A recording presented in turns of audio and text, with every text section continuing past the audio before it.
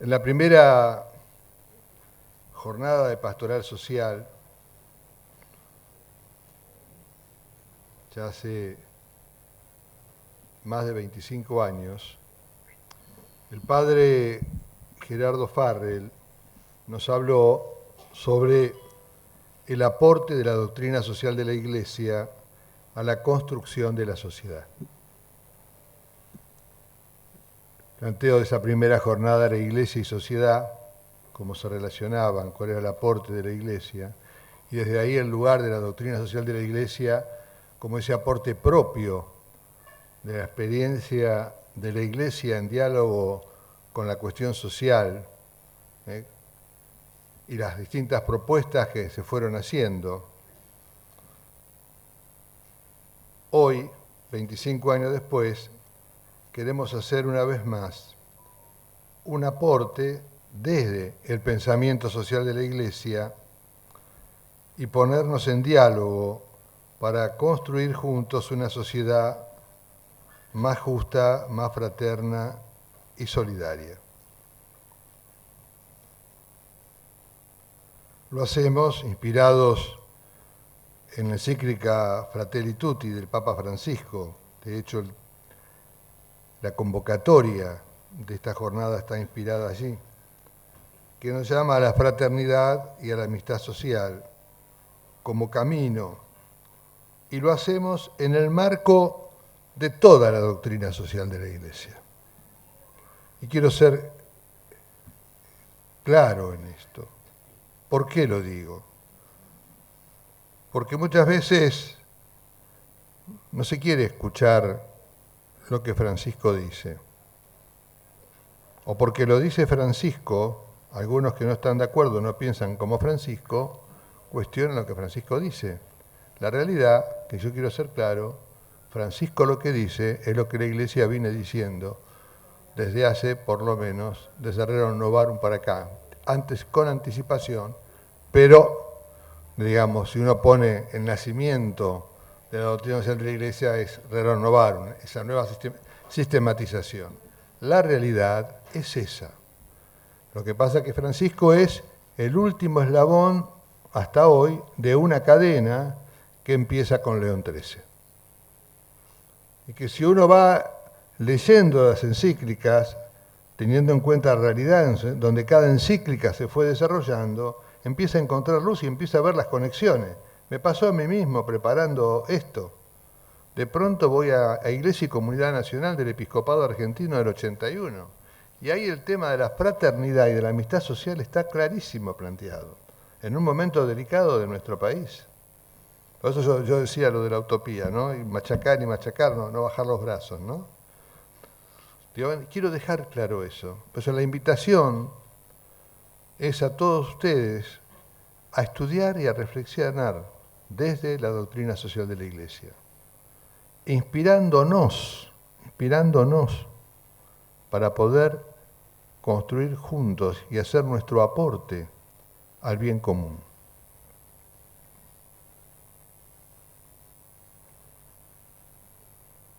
Yo preparé un dossier, son 16 páginas, no se asusten, que no lo voy a leer todo, pero lo preparé para que entregárselos.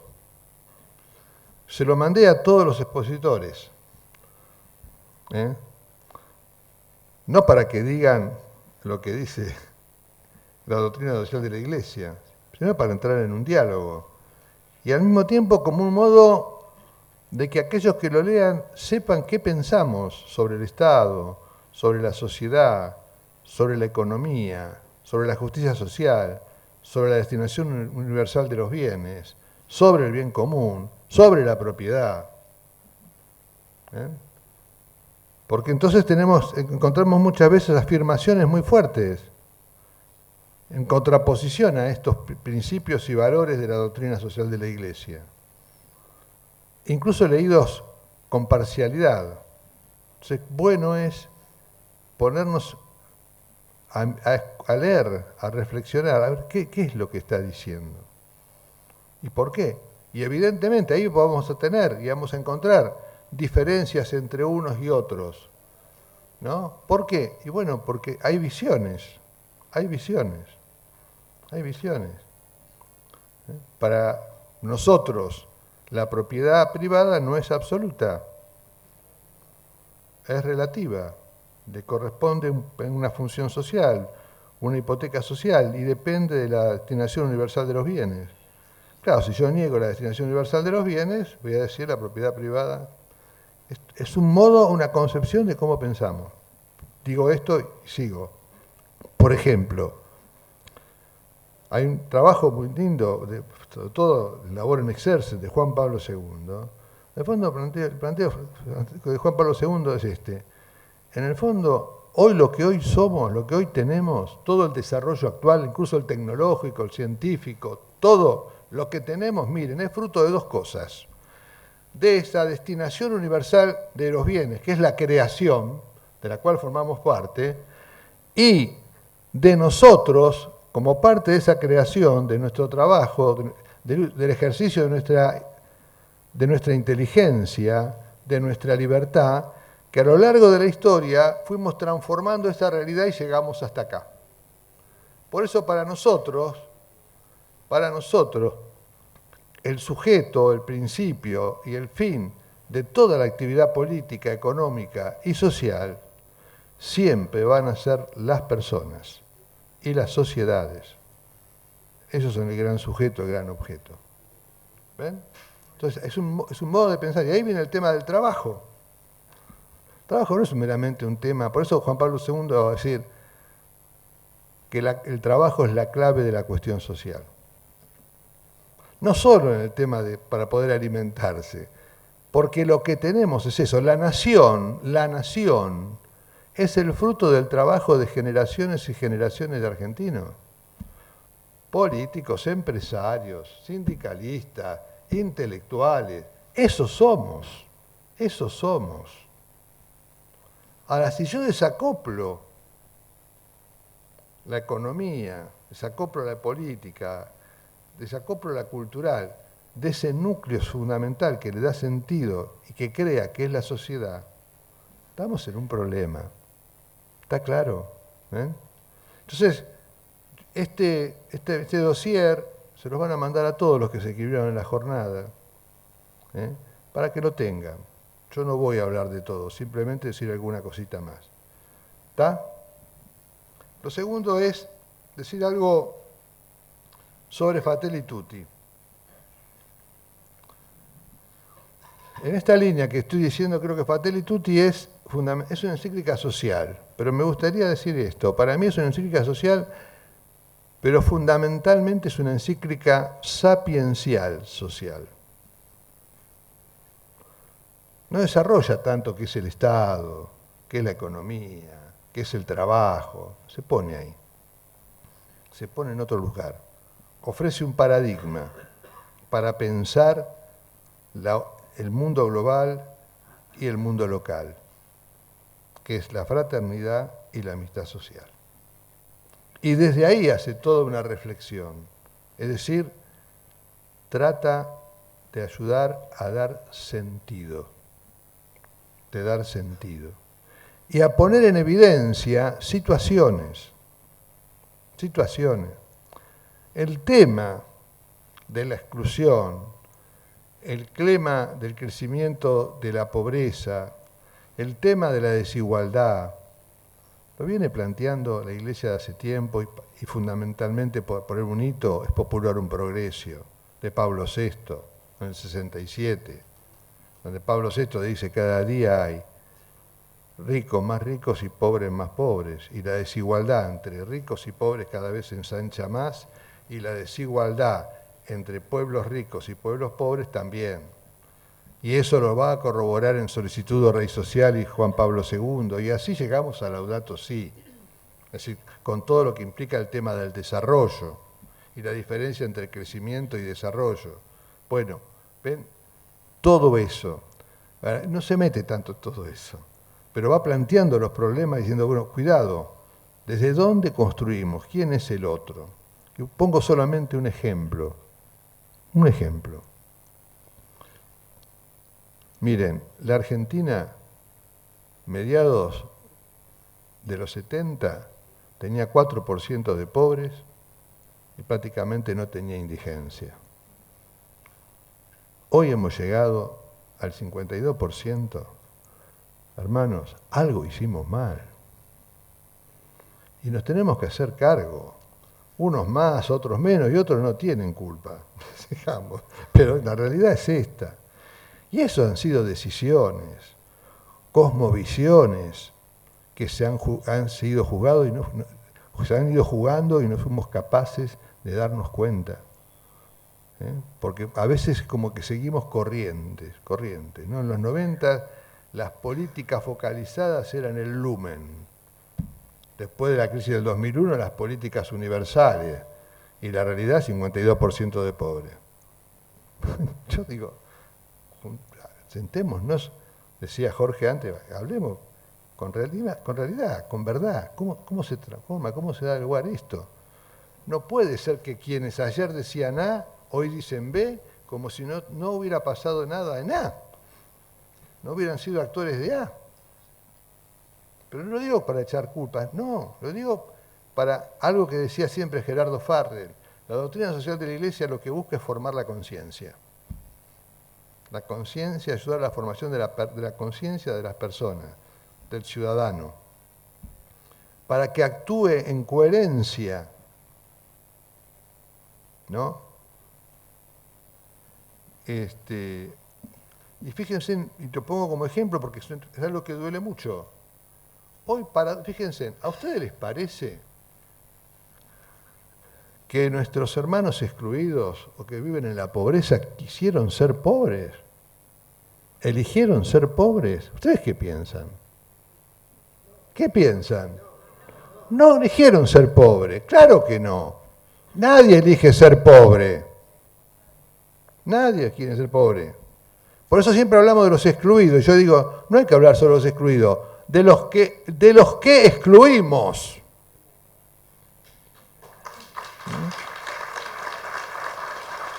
De los que excluimos. Entonces, desde esa perspectiva, de golpe cuando yo escucho decir el pobrerismo, entiendo el por qué se dice. Y les digo más, en algunas cosas lo tomo, no me cabe duda. Pero ¿saben qué? Las iglesias nos crearon a los pobres, ¿eh? Nos hicimos cargo como pudimos de dar una respuesta frente a la pobreza, tal vez insuficiente. O tal vez tendríamos que haber acentuado muchísimo más y denunciado muchísimo más las causas estructurales que llevaban a la pobreza. Ese es otro tema.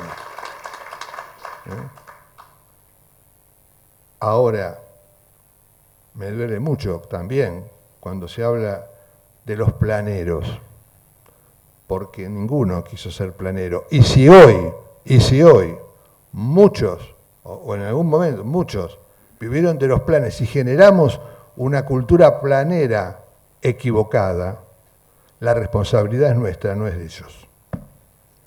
Porque nosotros no le dimos las oportunidades como sociedad para poder vivir con igualdad de oportunidades y dignidad como ciudadanos. Porque generamos una sociedad de ciudadanos de primera y ciudadanos de segunda. Por eso el tema también de la jornada con el tema del Estado. Porque yo creo que ciertamente hay que poner el tema del Estado y hay que discutir sobre el tema del Estado, pero es un tema central, porque es el garante y el promotor del bien común. Y el bien común es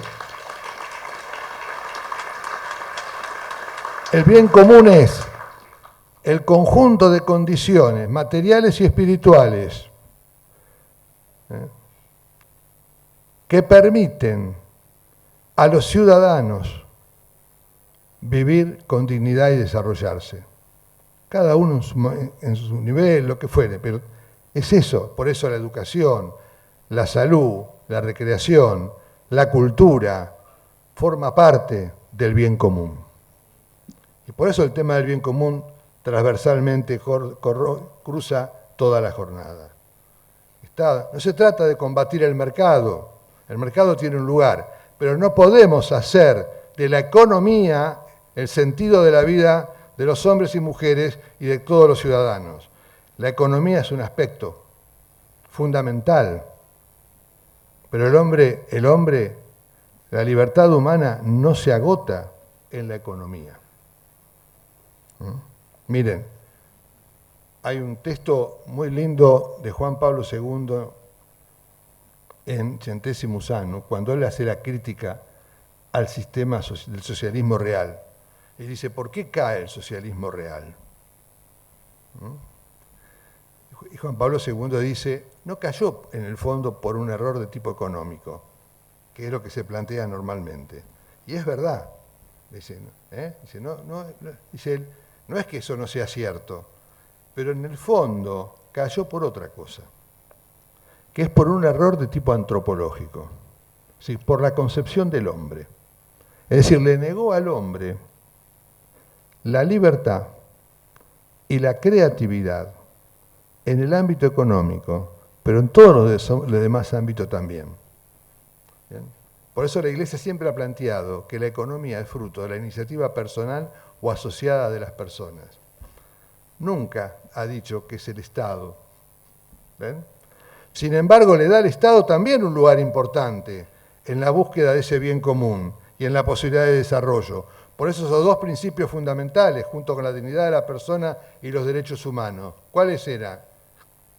La solidaridad, la subsidiariedad y la solidaridad. Y la subsidiariedad siempre la planteó en dos niveles.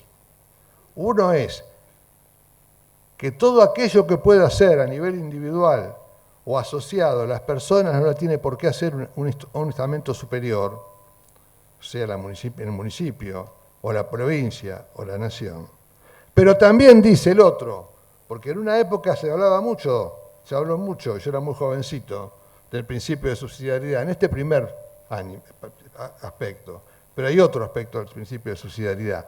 Cuando los particulares, un elemento menor, para alcanzar un cierto fin que es bueno y necesario para la comunidad, el estamento superior tiene que salir en su ayuda y colaborar para que pueda alcanzar esa posibilidad para su desarrollo.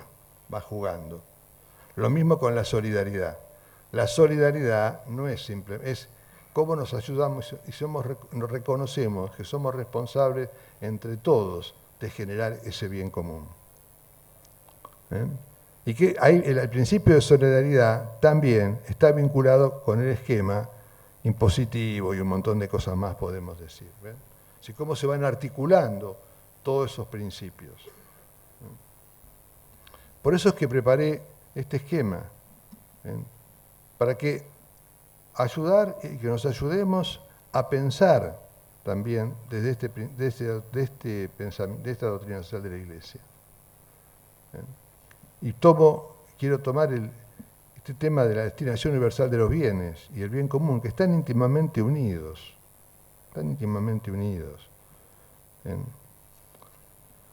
Fíjense cómo el tema de la destinación universal de los bienes y el bien común está unido al tema, como decía antes, del trabajo. Y al tema fundamentalmente de la propiedad privada. ¿Qué decimos nosotros? Los bienes de la tierra fueron dados a todos los hombres para que, apropiándose de ellos, puedan vivir con dignidad y desarrollarse como personas. Surge el derecho de apropiación, ¿ven? El derecho de uso, y de ahí surge el derecho de propiedad privada, que ayuda a un montón de cosas. Pero decimos, pero es el derecho que no es para algunos. El derecho de propiedad privada no es para defender al que tiene la propiedad. También, pero también es un derecho para que todos puedan tener lo mínimo y necesario para vivir con dignidad. Desde ahí el tema de la hipoteca social y la función social. Es decir, ven que tiene en cuenta a la comunidad, al conjunto de la sociedad. Y por eso, ven, algunos lo van a negar por distintos motivos, pero en el fondo estamos cuidando intereses. Ciertamente, miren, hace muchos años, con un grupo de jóvenes políticos, años 90, estábamos charlando, y a mí se me ocurrió decir que era necesario en la política generar la amistad, ¿no? ¿Cómo decir? No soy solo, por eso la construcción no es individual. Estamos ante un problema con el individualismo. Por eso Juan Francisco va a marcar cada vez que estamos exacerbando el reconocimiento de los derechos individuales, personales, dice, nosotros dice, me gustaría decir más individualista, en desmedro de los derechos sociales, ¿no? Que tiene que ver con el tema de la libertad. ¿Cómo se coadyuvan esos derechos? Cómo el Estado también ayuda a promover y también a ser árbitro, ¿no? Estamos de acuerdo en eso. Pero en esa reunión, yo digo así, y uno de los muchachos jóvenes me dice, no, mira, en política hay solo intereses. Me río porque está presente. Entonces, yo salté como leche hervida. Y digo, no, estamos mal si es así. Yo entiendo que hay intereses y que la política articula intereses. No me cabe duda que hay intereses. Intereses personales, políticos, de todo tipo. Ahora, si en la política hay solo intereses y no hay amistad en cuanto nos unimos en la búsqueda de un bien, porque yo puedo diferir con mi amigo Pinedo, nos reímos, Pinedo. ¿Eh? ¿Cómo? No, vos no, para nada, al contrario. No, les digo porque estuvimos compartiendo hace muchos años un panel en una fundación y Pinedo dice, y yo soy liberal. Cuando me tocó hablar a mí, yo le digo, yo no. Digo, a ver, lo digo esto bien, es decir, porque en definitiva, no se trata si sos liberal, si sos más de izquierda, más de derecha. Hay distintos caminos, porque son propuestas para alcanzar un fin. Lo importante es que seamos honestos y tengamos claro cuál es el fin. Yo puedo discutir cómo hago para que todas las personas puedan tener un techo. Y puede haber distintas propuestas. Lo que no puedo negar la necesidad que todo hombre y toda familia tenga la posibilidad de vivir bajo un techo. Ahora, si la discusión es que algunos tengamos techo y otros no, ese es otro problema.